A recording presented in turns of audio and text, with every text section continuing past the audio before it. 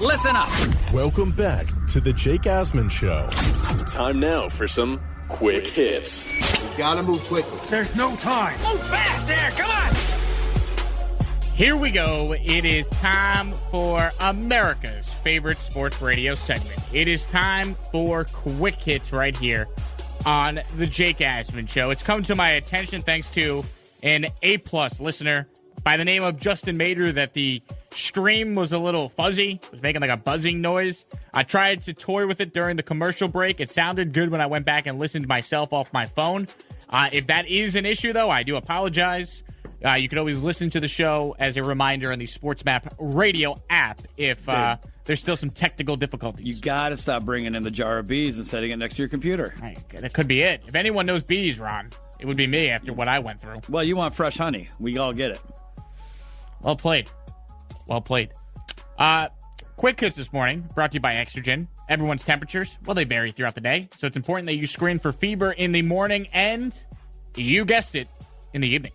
Fever is a sign of COVID-19, so stay safe with the Exergen temporal scanner.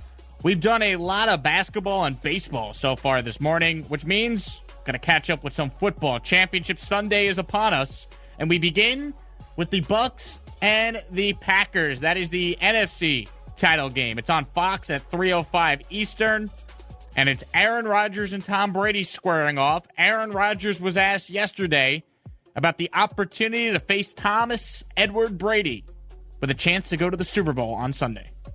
Obviously, Tommy's had an amazing career. His legacy is one of so many wins and so many accomplishments, and I've been a fan of his for a long time and enjoyed the few times we've gotten to play. I remember when I heard the news about him coming to the NFC, I thought this was a real possibility. And I'm excited about the opportunity to play against him one more time. Well, let me tell you, I am excited to watch Aaron Rodgers and Tom Brady play against each other perhaps one more time. We don't know how many years Brady has left. We don't know if the Packers and the Bucks will play each other again. I mean, they're not expected, I don't believe, to play each other next year. So we shall see. I'll tell you what, though. You look at Aaron Rodgers' career, he needs to win this game. I keep going back to it. We said the same thing about Drew Brees for years, right? The guy was too good to only have been in one Super Bowl. I feel the same way, if not more, about Aaron Rodgers. The guy's going to win his third MVP most likely this year. He only has that one ring. He's only been in that one Super Bowl. I think he needs to get back. Just getting back, I think, would do wonders for his legacy. Not that he's not already a Hall of Famer. Not that he's not, one of the most talented quarterbacks we've ever seen play. But getting one more appearance in the Super Bowl and having a chance to win another ring, I think, Ron, that would do wonders for his legacy moving forward. Well, it just makes him a first ballot Hall of Famer. I mean, he probably is already. He definitely is. He is. But, this takes that. You could argue he's the best ever, though. If he has 2 rings, 3 regular season MVPs, the eye test tells you he's the most talented quarterback you've seen. I don't think he'd win the argument with Brady, but he's in the conversation. Well, I mean, that's like, I keep going back to this. Is like, I still have a hard time calling Tom Brady the greatest quarterback of all time. Now, hear me out. I will say he's the greatest postseason quarterback of all time. He has his name etched in record books that are alongside of records that Wayne Gretzky set in the NHL. They're untouchable. And it's simply because, he's been to 14 conference champs. He's been to 9 Super Bowls. Doesn't matter who the next great quarterback is. You still can't. Tom Brady could have mediocre numbers and we'll still have these records that are untouchable. But I don't know if Tom Brady has been the greatest regular season quarterback, and that's where I kind of just lean towards, guys from the past, like a Joe Montana. So regular season quarterback, the greatest regular season quarterback ever, I would say that was Peyton Manning. Never Peyton Manning. 5-time MVP. Yeah. Now, if you throw Aaron Rodgers into this mix with another Super Bowl win, or just a Super Bowl appearance, maybe, I think he's got to win the game, but getting back will not hurt him. You know what I mean? Yeah. Like, if he goes to the Super Bowl and they lose to Mahomes, that's not going to hurt him. Well, then you're definitely talking, okay, you know what? You're etching his name in top 5. Right now, I don't think he's in top 5. That's what I'm trying to say, right? I guess that's the point. He's never going to pass Brady because he's not going to win 6 Super Bowls. No. But can he get into the top 5? Can he be on the Mount Rushmore even of the best quarterbacks ever? I think he can with another Super Bowl ring. Yeah. An MVP season, his third, and 2 rings. Peyton Manning won twice. Most quarterbacks only win once. It's a very finite list of quarterbacks with multiple Super Bowls. One of them, by the way, happens to be Eli Manning, which is why he's a first ballot Hall of Famer. Oh, by the way. And you look at Brady, you have Montana, right? You have Elway, you have Terry Bradshaw. There are not that many all-time great quarterbacks with multiple rings. You can take it a step further. Go for like 3+. You can probably count that on one hand. 3+ is elite. And Rodgers would still need 2 more to get that. Right. I mean, I'm not saying that, but that's how rare it is. That's why Tom Brady is just absolutely ridiculous when it came to postseason play. Well, speaking of Tom Brady, let's hear from TB12. So the Bucs have been a good road team this year. They've won 2 straight road playoff games. This was Tom Brady on the Bucs' chances of winning yet another road playoff game to get to the Super Bowl. Let's keep that streak going. That'd be pretty sweet. So let's get another one. It's we're going to be challenged to get it because we're going up against, like I said, a great football team. I think playing on the road's it's about good football execution, communication, all the fundamentals, the blocking, tackling, throwing, all those things. So it's a great environment. I mean, this is one of the coolest stadiums in the league to play in. I know they're excited. We'll be excited. It'll make for a great football game. It certainly will make for a great football game. No doubt about that. I think this will be, the game of the day. I think Bills-Chiefs has a chance to be a great game as well, but the storylines from this game, Brady, Rodgers, Lambeau Field, NFC title game, perhaps the last chance for both these guys to get to the Super Bowl. I think that is the game of the day, and I cannot wait to watch this. Yeah, I think if Mahomes plays, which we're all going to assume he's going to. I don't see how he's not going to. I can see where the Bills-Chiefs will be more competitive, but I think Brady's-Rodgers is going to be more entertaining. That's the game we want to see. I mean, I'm excited to watch Josh Allen, and we assume Mahomes will play, but yeah, I mean, this is the game I want to see. It's it's the new era of football. I wish this was the late game. This is the first game of the day. Yeah. Because it rotates every year. That's why. NFC, AFC, it rotates on Fox and CBS every year under the TV Should have deal. been one of those things where the NFL struck a deal and said, guys, I don't know if we're ever going to get this again. Yeah, let us flex Brady and Rodgers to the late window game. For all we know, next year could be Rodgers, Kyler Murray. Rodgers, Russell Wilson. It's not really going to sell tickets if you can sell tickets. Yeah, that's the thing. There's very limited tickets that could be sold. Yeah. I will push back on that a bit. I do think, if you got Russell Wilson, Aaron Rodgers, that'd be a hell of a game too. Yeah, but I mean, it doesn't have that nostalgia factor. No, the Brady Rodgers thing, the 2 guys that were number 12, the 2 guys that have been compared to each other a lot, that's the game. No Grew doubt. up in the same neighborhood, basically. Bills and Chiefs is the late window game, as we just mentioned, 6:40 Eastern on CBS. How about an update on Patrick Mahomes? He took limited practice reps yesterday. Here's Mahomes' head coach, Andy Reid, on the latest with his chances of playing on Sunday. He's just he's in the protocol, so there's only certain things he can do, and it's a limited basis, but today is a little bit limited practice, so this fit right into what he could do. But he took all the snaps, and he feels good. So I mean, we're just going to follow this protocol as close as we possibly can. So. Well, let me tell you, I think he's playing. I don't know how else to say it. I'd be shocked if Patrick Mahomes is not playing quarterback this Sunday for the Kansas City Chiefs. Well, it's what we've been saying all week, right? None of these guys know. So Andy Reid can come out and he can say, oh, he's definitely playing. Oh, he's definitely not playing. Going back and forth. No, we're not really going to know probably until Friday of what his status is going to be. I mean, if they were smart, they were just. I mean, I don't even think there's that much gamesmanship. It's not like not really. It's not like you're going to be like, well, if we don't tell him Mahomes is playing, they're not going to be ready for him. The Bills are preparing for Mahomes. They'll deal with it if Chad Henne's out there. Yeah. They'll be thrilled if Chad Henne's out there. They'll be dancing a jig if Chad Henne is out there. Yeah. And if Chad Henne does play, Bills Mafia, get your tables ready. The tables shall be. It's a massacre waiting to happen if Henne plays. How shall be thrown through? I guess destroyed. I don't know. Whatever. Table massacre. Table massacre. Let's go with that. Speaking of the Bills, let's hear from their quarterback. We know he's playing. This is Josh Allen on making sure they don't make things too complicated in this game on Sunday. It's one of those things where you just try not to think about it and not trying to put anything more than it needs to be. Not trying to make it a bigger deal than it needs to be. And I've played in a few big games, and as we go on here, every game's a bigger game than the last one. And it's still the same game of football, and we don't need to reinvent anything on our offense. We just got to go up there and try to execute a game plan and try to be the best versions of ourselves we can be. Now, Ron, I'm not a hot take guy. That's not what I do on this show.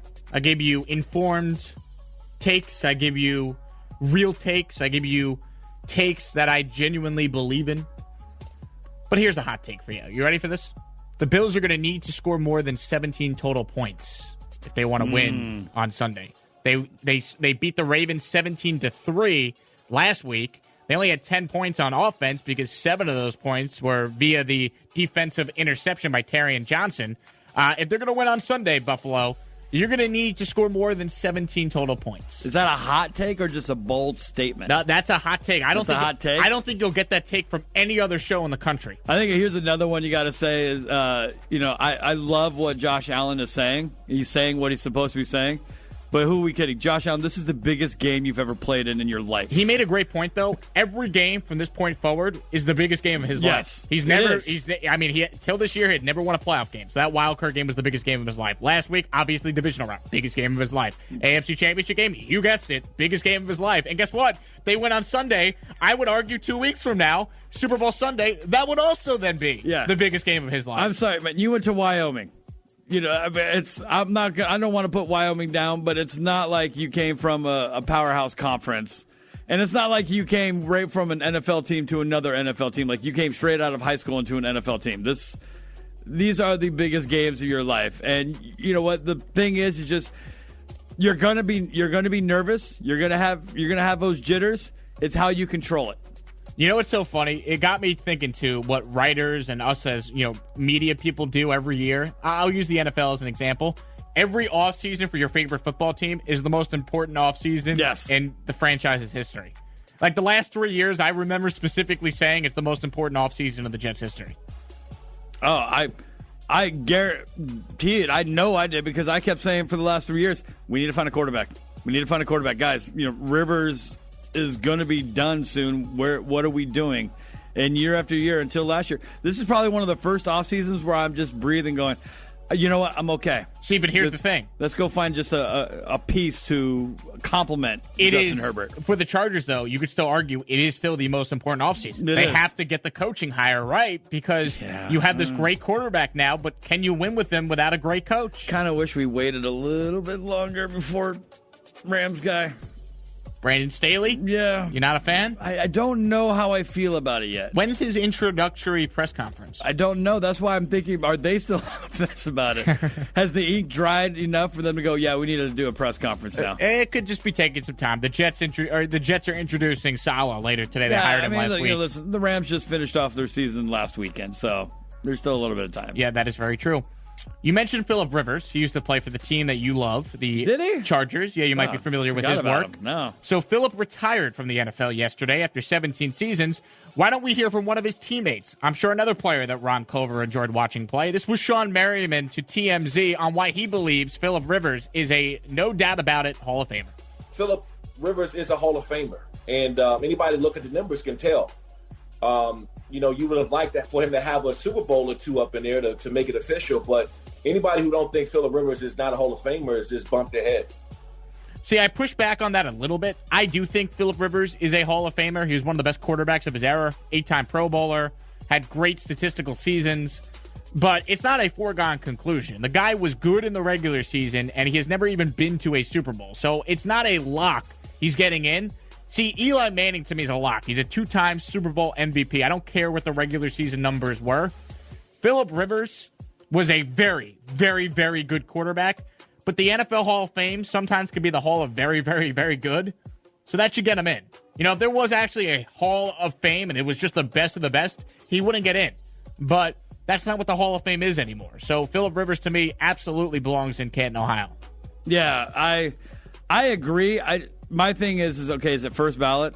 Or is he going to have to sit and wait a little bit? See, I hate that, too. Because, to me, you're either a Hall of Famer or you're not. You can't be half pregnant, as I like to say. But, there are those people. I mean, it took Art Monk forever to get in. And Art Monk was one of the best wide receivers during his era. I mean, held numerous records. Right. And had to wait a while to get in because, I don't know. Look how long Jerry Kramer had to wait playing on those Lombardi Packers. Drew Person. He's still not in. Still not in. Drew Pearson, yeah. He's getting in now because through the Veterans Committee or Veterans Selection or whatever they call it. He's not in yet. They have to argue to get him in. Right. But it looks like this is his year. This is his time. But, you're talking about a guy who's on the All-70s decade team, not in a Hall of Fame. So, with me, I feel that Phillip Rivers is a Hall of Fame quarterback. Statistically much better than Eli, but Eli has those two things that you can't take away from him ever. He's got 2 rings on the finger. And those two. 2 MVP trophies. Made household names out of obscure wide receivers who, like you said yesterday, are probably working at a Home Depot. All I need to know is this. When the game was on the line in the Super Bowl twice, Eli Manning led game-winning drives. That's a Hall of Famer. When you raise your game in the biggest moment of your life twice against that coach and that quarterback you're up against, you belong in the Hall of Fame. Hey, you're undefeated against arguably the greatest dynasty the NFL has ever seen. Period. Pound for pound. And the first time you won, you beat them as a 10-6 wild card team against an undefeated team that was 18-0. Yeah. I'll always go back to that T-shirt that I referenced from time to time on the show. The great Giants T-shirt after they won the Super Bowl.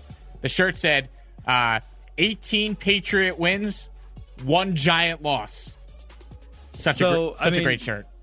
I know that if you're a Jet fan, you can't be a Giant fan and vice versa, but you all were Giants fans. I rooted for the Giants in those games. Yes, hard, right? A big time. I did not want to see the Patriots win. I had no animosity towards the Giants, right? As a Jet fan, they play them once every 4 years. Right. Eli Manning and Tom Coughlin are 2 classy stand-up dudes. Like, the Giants were a likable team. I had no issue with the Giants. It pained me the second time they won because they basically ended the Jets season during that run in late December, that Christmas Eve game. I'll never forget that one. That was the Victor Cruz 99-yard catch game. But, yeah, I rooted for the Giants in both those games without hesitation. That wraps it up for Quick Hits here on a Thursday morning. Coming up next, there are 2 possible scenarios for Tom Brady if he were to win on Sunday. I want to go through which scenario he would rather prefer. We'll talk about that next here on the Jake Asman Show.